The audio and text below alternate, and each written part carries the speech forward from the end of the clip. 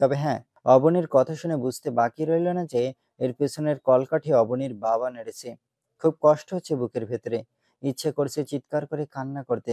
তখনই আম্মু রুমে আসে। কিন্তু আম্মু, এখন কি করবো আমি? অবনীও যে আমায় ভুল বুঝেছে। আকাশ, কি করবি মানে? প্রতিশোধ নিবি। অনেকদিন তো চুপ ছিলি, এবার প্রতিশোধ নেওয়ার পালা চলে এসেছে। এমনভাবে প্রতিশোধ নিবি মানুষটার কাছে যাতে করে সে কবরে চলে যায়। হ্যাঁ আম্মু, ঠিকই বলেছ। প্রতিশোধ নেওয়ার সময় এসে গেছে। আনিসুজ্জামান, তুই খালি ওয়েট কর। তোর রক্ত দিয়ে হোলি খেলার সময় এসে গেছে। তোর জীবনের শেষটা আমার হাতেই হবে। হাতের কড় গুনে গুনে নিঃশ্বাস নে। আর হয়তো কিছু সময়ের অতিথি তুই দুনিয়ার। এরপর তোর খেল খতম।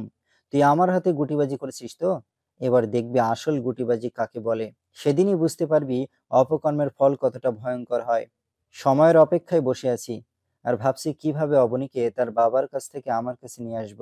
কিন্তু কোনো কিছুই যেন মাথায় খেলছে না। কারণ অবনীর বাসায় অনেক কড়া সিকিউরিটি।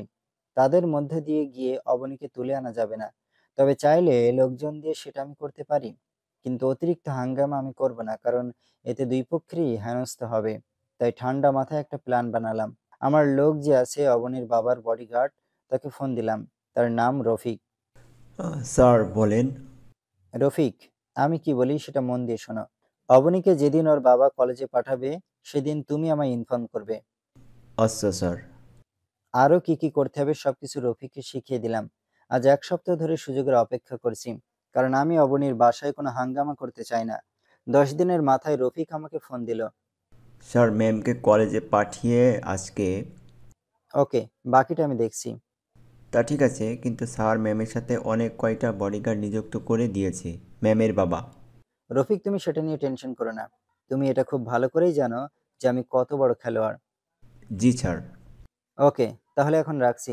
আর তোমায় কি বলেছি সেটা মাথায় রেখো। তারপর ফোন রেখে দিলাম। পরে আমিও আমার সমস্ত গার্ডদের নিয়ে কলেজে চলে গেলাম।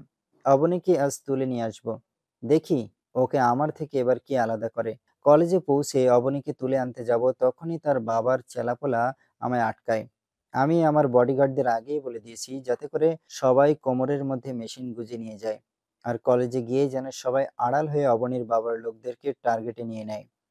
এই বেটা, আমরা থাকতে তুই ম্যামের দিকে চোখ তুলেও তাকাতে পারবি না। শোন, বাহাদুরি কমিয়ে কর। আর তোরা রাস্তা মাপ। অবনীর সাথে আমার কথা আছে। এ অবনী, তুমি চলো আমার সাথে। তোমায় আমি নিয়ে যেতে এসেছি। এই ছোট লোক, তুই আবার আমার সামনে এসেছিস? তোকে না একবার বলেছি যে তোর সাথে আমার কিছুই নেই। সো সোজা রাস্তা মাপ। অবনী, আমায় জোর করতে বাধ্য করিও না। এই তুই কি বললি? আমরা থাকতে তুই ম্যামের উপর জোর খাটাবি? এটা বলেই গার্ডরা আকাশকে ধাক্কা দিয়ে মাটিতে ফেলে দেয়।